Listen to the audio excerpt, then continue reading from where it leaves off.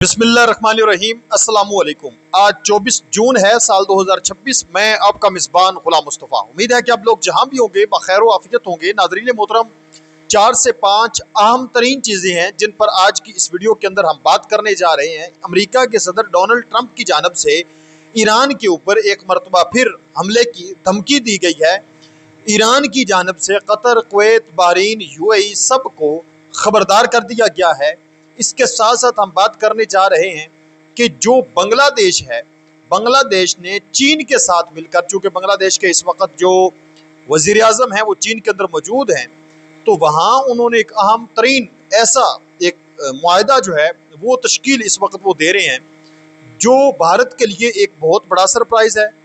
भारतीय फौजी जो हैं, आप कह लें कि उनकी नींदें ये चीज़ अब हराम करके रख देगी। एक मिलकर एक बड़ा मुआहदा जो है वो उनका होने जा रहा है और जिससे पाकिस्तान को भी काफ़ी ज़्यादा फ़ायदा होगा। इस पर हम बात करेंगे। पाकिस्तान की जो टॉप लीडरशिप है उनके ऊपर एक बड़ा हमला मुसाद की जानब से होना था, जिसको हमारी जो ISI है उसने नाकाम बनाया है। इसकी तफसील भी मैंने आप लोगों के साथ शेयर करनी है। आप लोगों से गुजारिश है, अगर आप इस चैनल पर नए हैं तो इसको लाजमी सब्सक्राइब कर लें और कमेंट सेक्शन के अंदर अपनी जो कीमती राय है उसका इजहार भी ज़रूर फरमा लें और पाकिस्तान जिंदाबाद ज़रूर लिखें। सबसे पहले नाज़रीन मोहतरम, जो अमरीकी सदर डोनाल्ड ट्रंप है, अब ये बाज नहीं आ रहे। एक तरफ मुज़ाकरात हैं, जंग बंदी हो चुकी है, इसके बावजूद धमकियाँ देनी, हमले करने, मतलब ये जो रवैया है ये जब तक ख़त्म नहीं होता उस वक़्त तक अमन कायम नहीं हो सकता। अब सदर ट्रंप ने एक बयान अपना जारी किया है। डोनाल्ड ट्रंप का ये कहना है कि अपनी सख्त पॉलिसियों की वजह से, कि उन्होंने अपनी सख्त पॉलिसियों की वजह से ईरान को बिल्कुल बेबस और मजबूर कर दिया था। ईरान हार मानने और अमेरिका की हर बात मानने के लिए तैयार था। सालों बाद पहली बार वो अमेरिका और खुद ट्रंप का डर और एहतराम कर रहा था। ये अब ट्रंप कह रहा है कि ईरान को हम मुकम्मल ऐसे हमने उसके ऊपर हमले किए कि वो मुकम्मल बेबस हो चुका था। पहली मरतबा अमेरिका और ईरान के आगे मुकम्मल डरा हुआ और सहमा हुआ था। लेकिन इस दौरान अमेरिकी सेनेट यानी अमेरिकी पार्लियामेंट ने एक कानून पास करने के लिए वोटिंग कर दी, जिसका मकसद सदर के जंग करने के इख्तियारात को कम करना था। सदर ट्रंप का यह कहना है कि यह गलत वक्त पर फैसला किया गया है। सेनेट ने यह कदम बहुत गलत वक्त पर उठाया। इस फैसले से ईरान को यह पैगाम गया कि अमेरिकी हुकूमत खुद अमेरिका के सदर के फैसलों के खिलाफ है। इससे दुश्मन के हौसले बढ़ गए, यानी ईरान के हौसले बढ़ गए। ट्रंप की अपनी पार्टी रिपब्लिकन के 4 सेनेटर्स ने मुखालिफ पार्टी यानी डेमोक्रेट्स का साथ दिया, जिस पर ट्रंप ने उन्हें नाकाम लोग कहा। ट्रंप का कहना है कि इन सेनेटर्स ने ईरान का हौसला बढ़ाकर उनका काम मुश्किल तो कर दिया है, लेकिन फिर भी ईरान पर काबू पा लेंगे, क्योंकि वो हमेशा अपना मकसद पूरा करके रहते हैं। जो कुछ करना पड़ा, ट्रंप कह रहे कि मैं करूंगा और ईरान के ऊपर काबू जो है वो मैंने पाना है। जो वो कहता है कि मैं एक मरतबा फैसला कर लेता हूं, मैं फिर वो फैसला, वो ऐद पूरा करके ही उसको छोड़ता हूं। अब इसका क्या मतलब है?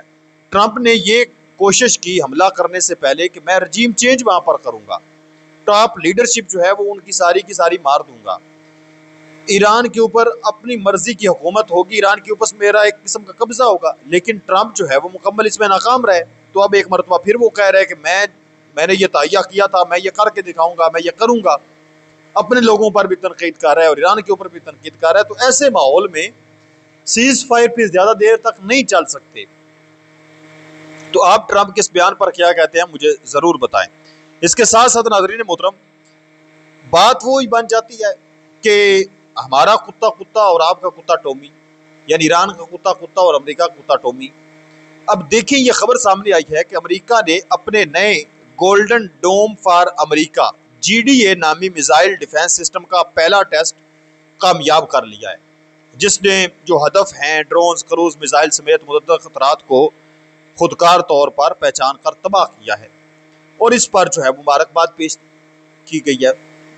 आप अगर कोई जो है वो दिफाई ताकत में इजाफा करने की चीज़ बनाते हैं तो वो एक अच्छी चीज़ है, उस पर मुबारकबाद पेश की जाती है। और अगर कोई दूसरा मुल्क अपने दिफा को मजबूत करने के लिए कोई चीज़ बनाता है तो उस पर आप कहते हैं कि दुनिया को ख़तरा लाक है।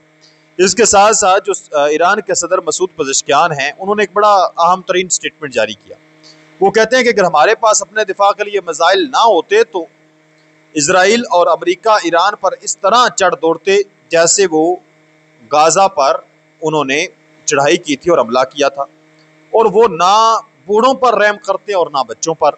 वो इंसानी हकूक की बात तो करते हैं लेकिन ये वो एक झूठ बोलते हैं।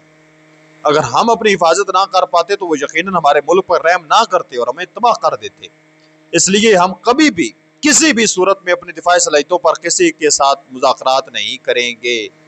ईरान ने दो टोक एक मरतबा फिर जवाब दे दिया है कि अफज़ुदा यूरेनियम को लेकर कोई बातचीत नहीं होगी, अपने खुद मुख्तारी और दिफा पर कोई कंप्रोमाइज नहीं होगा। इसके साथ साथ नाज़रीन मोहतरम, जो बाकर कालिबाफ हैं, ईरानी parliament speaker Mohammad Bagher Ghalibaf says regional security must be ensured by the countries of region themselves, stressing that not nation can achieve its own security through the insecurity of others। वो ये कहते हैं कि ईरानी parliament speaker कालिबाफ का कहना है कि खित्ते की सिक्योरिटी यानी अमन व अमान की जिम्मेदारी खुद खित्ते के मुमालिक को ही उठानी चाहिए। उन्होंने इस बात पर जोर दिया कि कोई भी मुल्क दूसरे मुमालिक को गैर महफूज बनाकर खुद अपने लिए अमन या सिक्योरिटी हासिल नहीं कर सकता।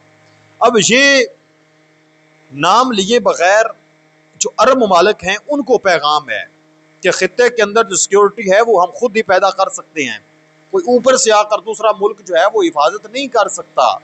और अगर आप किसी दूसरे मुल्क के लिए खतरा बनेंगे तो फिर आपका अपना मुल्क जो है वो भी महफूज नहीं रह सकता।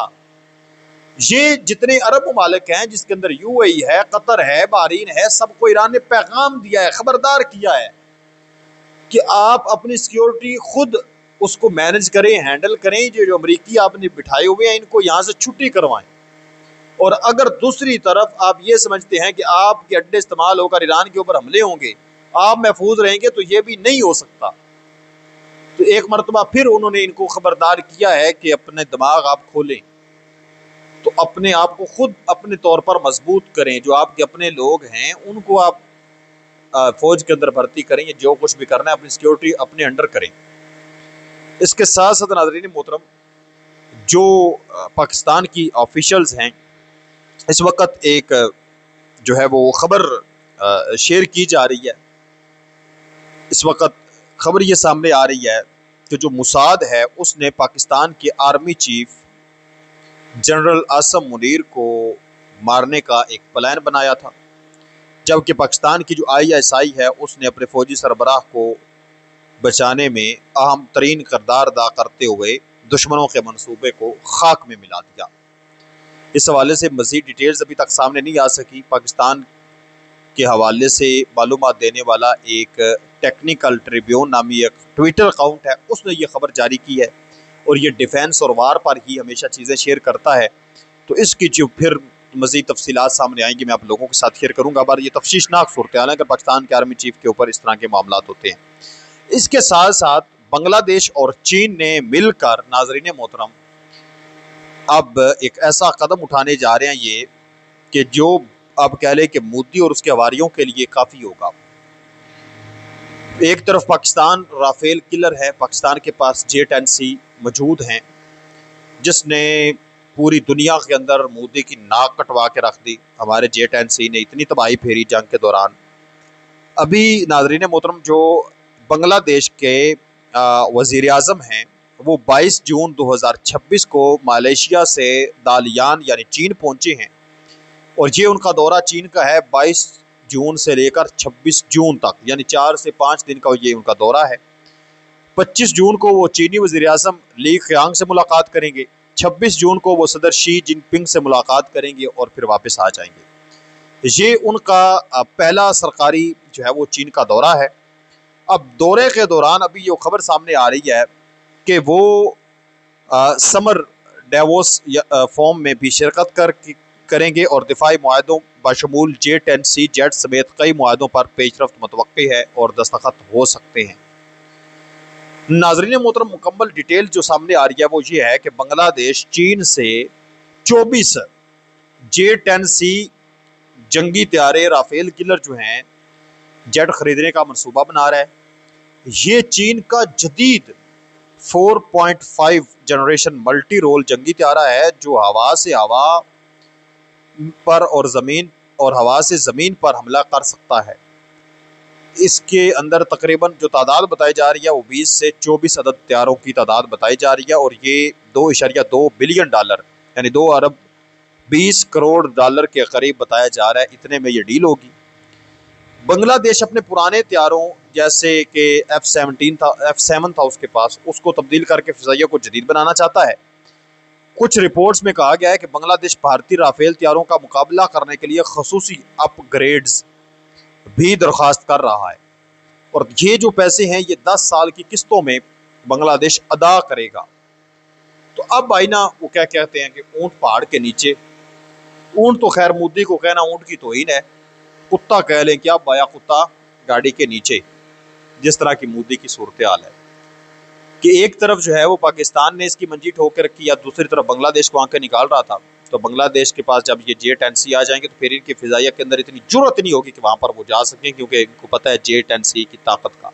और फिर सोने पर सुहागा ये है कि इतलात ये मसूल हुई थी कि जो बांग्लादेश के रवाबत हैं, आप जानते हैं पाकिस्तान के साथ बड़े अच्छे हैं इस वक्त, तो पाकिस्तान की फिजाइया से अगर वो ट्रेनिंग ले लेते हैं, इतलात हैं ऐसी, तो फिर तो मैं समझता हूँ कि बांग्लादेश की तरफ मोदी मैली आंख उठाकर देख भी नहीं सकेगा।